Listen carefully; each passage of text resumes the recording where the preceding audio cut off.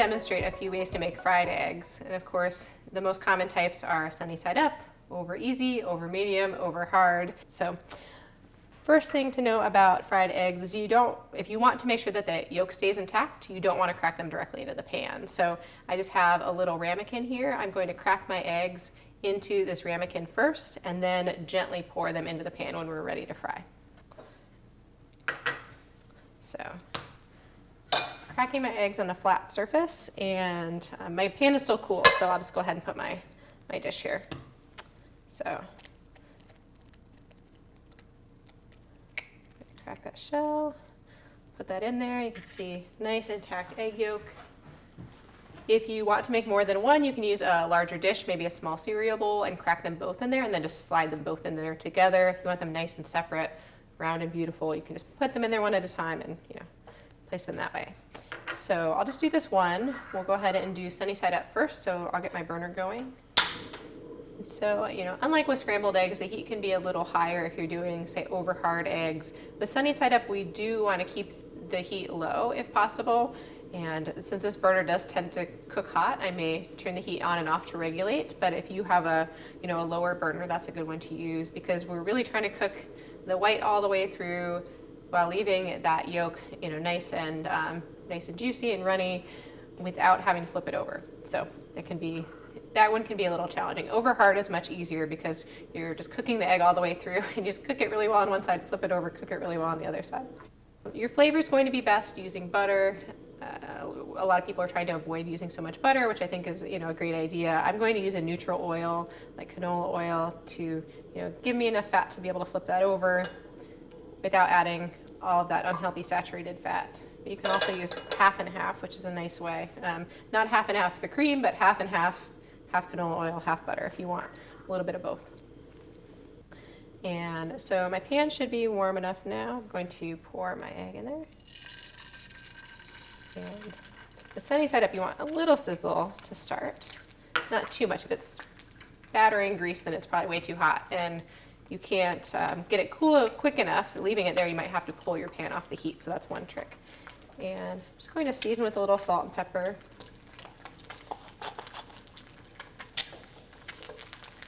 And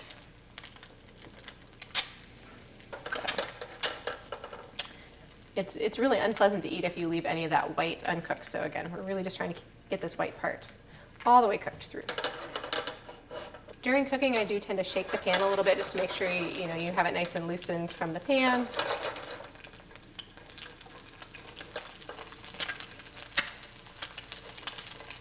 If you notice it sticking and you've seen some scratches on your nonstick pan, it might be time to replace it. Eggs are usually a good test of whether or not your nonstick pan is kind of getting toward the end of its lifetime.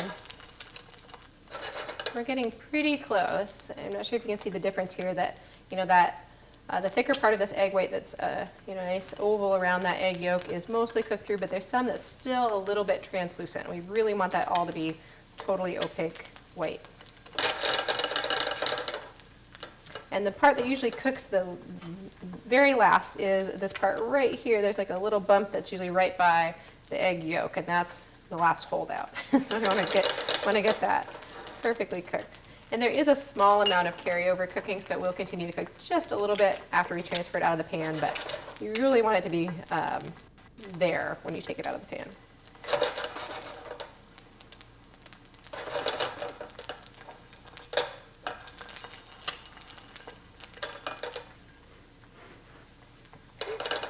About 30 more seconds and we'll be there.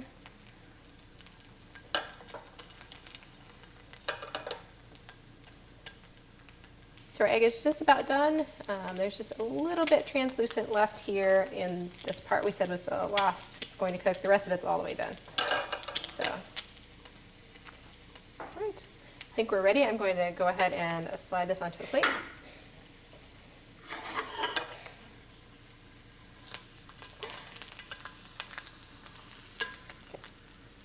And you can see we have our sunny side up egg. So now I'm going to cook an over easy egg. I'll also demonstrate an over hard egg, and over medium is just in between. I'll describe what that is, but I won't demonstrate that one. So I have my pan here. I've been cooking a few other eggs. If you're not cooking vegetables that you would use in an omelet or other ingredients, just eggs, you can usually get through a few batches before you have to clean your pan in between. This egg I have cracked in the ramekin ahead of time is important when you're doing the over easy or over medium egg, because you're not going to cook the yolk all the way. You want the over easy to run when you cut into it. Over medium to have a little jamminess kind of running out. Over hard, if you crack it, it doesn't really matter because you're going to cook that yolk all the way. But if you want it to look perfect, then you want to do this regardless of which method you choose. I usually keep a scrap bowl here just to put whatever I'm done with when I'm cooking. I'm going to pour my egg into the pan. You want a little sizzle, but you don't want it spattering back at you.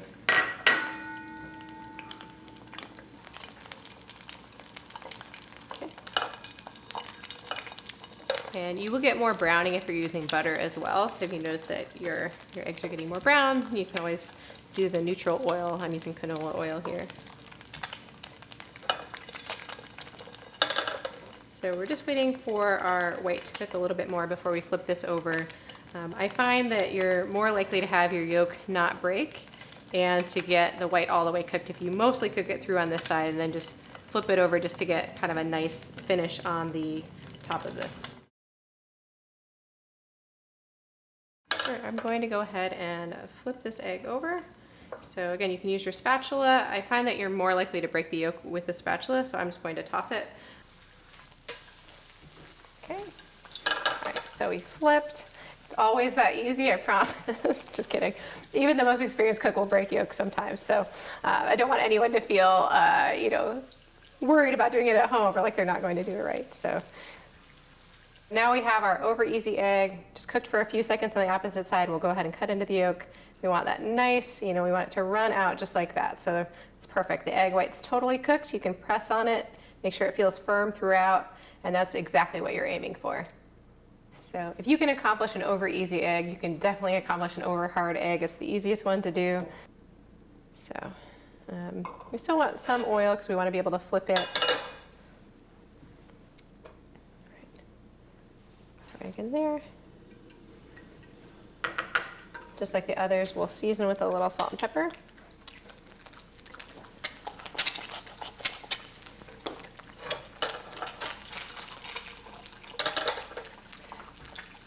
And the more your egg spreads out, you can tell the further it spreads, the less fresh it is, the more it kind of stays with the yolk perched up on top of that white, the fresher it is. So it's one way to gauge the freshness of your egg. But of course you can also look at the dates. A lot of times people will have eggs far beyond the date on the carton, which is fine as long as it's still safe for eating, but it will get progressively less easy to flip and work with when you're doing this. It's maybe better in something that you're going to bake and cook for a longer period of time. Over hard, we're less worried about some browning than some of the other ones. It's nice to have a little bit of that caramelization.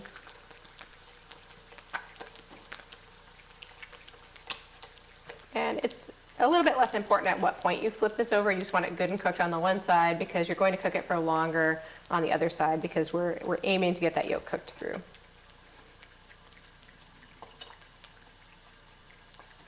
Okay, I think we're just about ready. All right.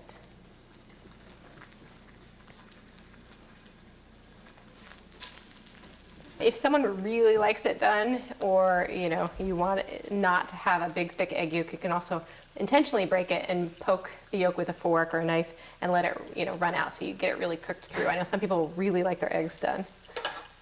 Okay, and so if you want to test and see if it's actually cooked through, you can kind of press on it. I encourage you to, if you're not sure about textures of cooked things, to press on them when they're cooking. You'll notice that texture will firm up the more done something is. And so if you want a truly over hard egg, you don't want this easy give when we press on it. So we're going to let it cook a little bit more. The egg white's pretty firm though, so that's cooked through. We're just waiting on this yolk. You can also use a spatula to kind of help get it out of the pan without all that extra cooking oil going along with. And again, this one you're much less worried about breaking the yolk when you transition it because it should be cooked through. There should be no running whatsoever. So, solid egg yolk is what you're looking for in your over hard egg.